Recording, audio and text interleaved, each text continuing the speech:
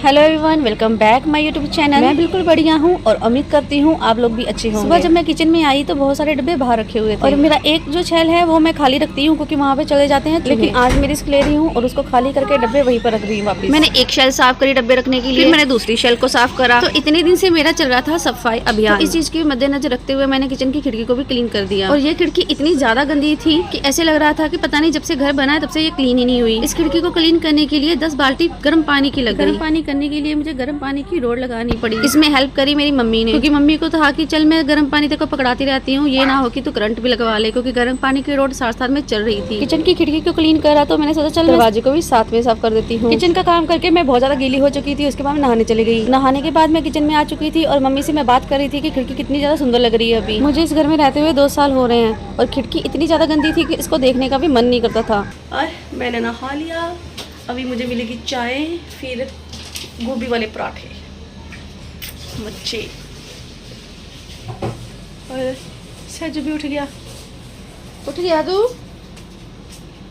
इसके बाद हम लोगों ने खाना खा लिया था, बट मैं कुछ भी रिकॉर्ड नहीं कर पाई और वैसे भी हमें खाना खाते हुए बहुत लेट हो चुका था और शाम हो चुकी थी। मम्मी सहज को लेके पार्क चले गए थे और साथ में गई थी भव, इसीलिए आज थोड़ा कुछ रिकॉर्ड कर लिया और वीडियो देख के पता चला कि मम्मी ने भी आज अच्छी एक्सरसाइज करी पार्क में जाके। और सहज भी ऐसा कोई झूला नहीं है जो पार्क में जाके छोड़ देता है। ये लोग पार्क गए थे और मैं घर पे अपना किचन में आ चुकी थी क्योंकि सारा दिन मैंने रेस्ट करी थी, तो मैंने सोचा चल किचन में आके थोड़ा काम कर लिया जाए। अब अभी वीडियो में एडिट कर रही थी तो मेरे को लगा कि मैं ज्यादा ही बकबक कर रही, फिर मैंने सोचा कि वीडियो की वॉइस बंद करके और शॉर्टकट में आपको सब बता दूं। वैसे मैं सुबह का मेरा रोना रो रही थी कि खिड़की को मैंने किस तरीके से साफ करा, क्योंकि खिड़की बहुत ज्यादा गंदी थी। और मुझे ये वाला स्मार्ट आइडिया कहाँ से आया कि खिड़की को मैं गर्म पानी के साथ साफ करूं। थोड़े दिन पहले किचन से बहुत ज्यादा स्मेल आ रही थी और सिंक के नीचे पानी भी इकट्ठा हो रहा था बहुत ज्यादा, और इसका कारण था कि किचन के डक्का लग चुका है। अभी डक्के को हिंदी में क्या बोलते हैं मुझे नहीं पता। तो मनीष ने किचन की नाली को साफ करवा दिया था किसी आदमी को बुलाकर। वो जब आया तो मैंने उसको बोला कि हमने तेजाब की बोतलें बहुत ज्यादा डाली हैं लेकिन ये क्लीन नहीं हो पा रहा और फिर भी पानी जमा हो रहा है और बहुत ज्यादा स्मेल आ रही है। और वो आदमी में से बड़ा था तो मैं उनको अंकल ही बोला। और उन अंकल ने बोला था कि तेजाब किचन में कभी भी यूज नहीं करना चाहिए, आपको हमेशा गर्म पानी यूज करना चाहिए, क्योंकि किचन में ऑयल के धक्का होता है जो धुआं बन जाता है, जो किचन की दीवारों और खिड़कियों में लग जाता है। और ऑयल वाले बर्तन होते हैं जिसके साथ नालियां जाम हो जाती हैं और वहाँ पे तेजाब काम नहीं आता। और किचन को साफ करने के लिए खोलता हुआ पानी, जो उबलता हुआ खोलता हुआ पानी होता है, उसको हमेशा 10-15 दिन के बाद किचन की नालियों में डाल दो। ऐसा करने से कभी भी नालियां जाम नहीं होंगी। वो दिन तो मेरा निकल चुका था, लेकिन बाद में जब मैं फ्री बैठी थी तो मैंने सोचा क्यों ना मैं अपनी खिड़कियों को भी गर्म पानी के साथ साफ करके देखूं। तो अगले दिन सुबह जब मैं उठी तो मैं चाय बना रही थी। चाय बनाने में हम 10 से 15 मिनट लगते हैं, तो इंसान फ्री खड़ा होता है किचन में। एक्सपेरिमेंट करने के लिए मैंने दूसरे से थोड़ा सा पानी रख दिया और खिड़की के एक दरवाजे की जो जाली है उसको मैंने साफ करा और सीरियसली मुझे खुद बिलीव नहीं हुआ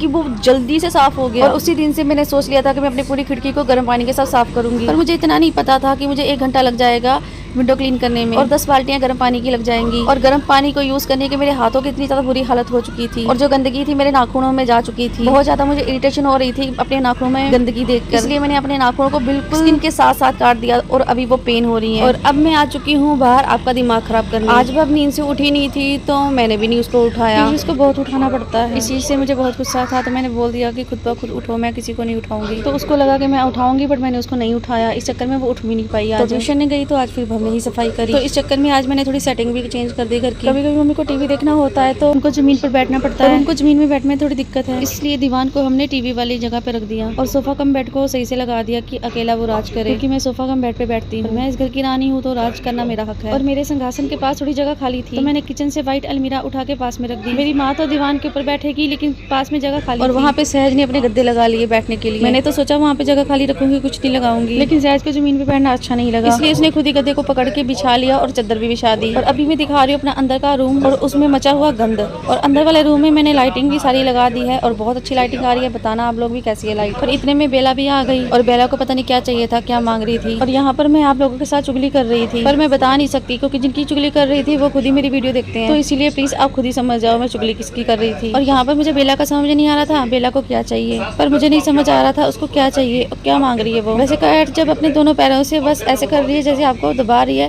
तो इसका मतलब है कैट को कुछ चाहिए। ये देखो उसको कुछ चाहिए। क्या चाहिए बेला को? जब कैट्स ऐसे पैरों से करती हैं ना ऐसे ऐसे तो इनको कुछ चाहिए होता है। अभी इसको ट्रीट चाहिए। मेरे घर में 3 तरह की ट्रीट पड़ी हुई है, तीनों दे दी इसको। और हाँ बताना लाइटिंग अच्छी लग रही है। एक तो मैंने ऊपर बस छत में एक ही बल्ब रह गया है, एक बल्ब लगाने वाला, बाकी तो लाइट परफेक्ट हो गई अच्छी वाली।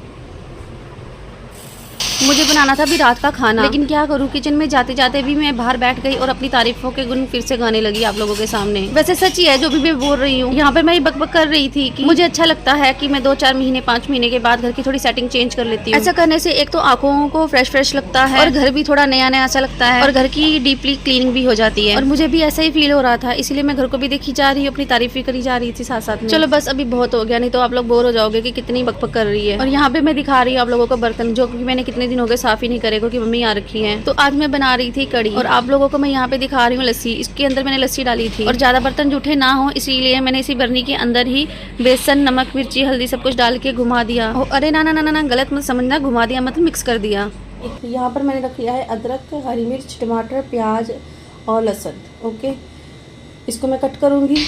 चीर फाड़ वाला काम मैंने कंप्लीट कर दिया तो फिर मैंने कढ़ाई के अंदर तेल, जीरा, कड़ी पत्ता डाल दिया। इसके बाद मैंने अदरक और लहसुन को भी डाल दिया और अच्छे से भूनने लग गई। इसके बाद मैंने प्याज को डाला और प्याज को भी अच्छे से भून लिया। इसके बाद मैंने टमाटर डाले थे लेकिन मैं इसकी वीडियो नहीं बना पाई। फिर मैंने नच्ची नुमा चीज को इसके बीच में डाल दिया और अच्छे से इसकी कच्चा पचा करती रही। अभी कच्चा पचा क्या होती है वो मुझे नहीं पता। दूसरी तरफ गैस खाली था तो मैंने दूध रख दिया और यहाँ पे फिर से मैं अपनी तारीफ करने लगी खिड़की को दिखाकर। मम्मी और भव मार्केट गए थे तो वहाँ से वापस आ गए थे आम लेकर और आम खाए हम लोगों ने। और यहाँ पर भव आ गई मेरी हेल्प करने के लिए। मैंने नाखून बहुत छोटे काट लिए थे और गर्म पानी से काम करने के कारण मेरे हाथ दर्द हो रहे थे तो इसीलिए मैंने प्याज भव को बोला काट दे। वैसे मेरी भव बहुत समझदार बेटी है लेकिन कभी कभी कांड कर देती है और मैं उन माओ जैसी हूँ जो अपने बच्चों से कभी भी खुश नहीं हो सकते। तो अगर मैं कभी कभी भव की बुराई आप लोगों के साथ करूँ तो उसको सीरियस मत लेना। मेरी कड़ी भी तैयार हो चुकी थी और कड़ी में डालने के लिए पकौड़े भी रेडी हो चुके थे। और इतनी मेहनत करेंगे तो कुछ पकौड़े मैंने अपने लिए भी रख लिए। अरे भाई गलत मत समझना, सब खाएंगे पकौड़े, मैं अकेली नहीं खा रही। और जो तड़का लगाया था मैंने कभी नहीं लगाया, आज पहली बार लगाया था बस वीडियो के लिए कि थोड़ा टशन हो जाए। और आज पता नहीं कौन सा भूत सवार रखा है मेरे अंदर दिखावा करने का। और यहाँ पे मैंने डाल दिया कड़ी के अंदर पकौड़े और धनिया और यहाँ पर हो चुकी है कड़ी कंप्लीट और मेरा काम हो चुका है किचन का खत्म। और एक चीज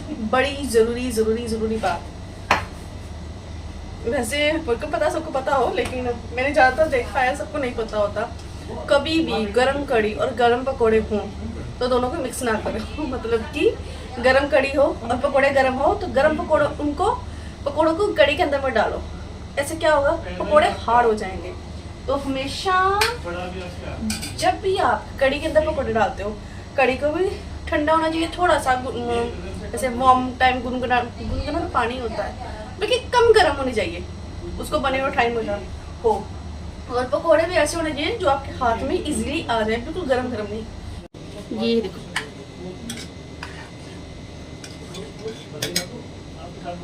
हो चुकी है हमारी कड़ी रेडी। मैं जा रही थी किचन से बाहर, चल आराम से जाके पकोड़े खाते हैं, पर क्या चावल बनाने हैं। चलो जी, आज मैं बना रही हूँ चावल, पकोड़े बने, देखो ये खाएंगे पकोड़े। मैं गुरुद्वारे चल जानी है, सारे पकोड़े ये खाएंगे, मैं गुरुद्वारे जा रही हूँ। हमारे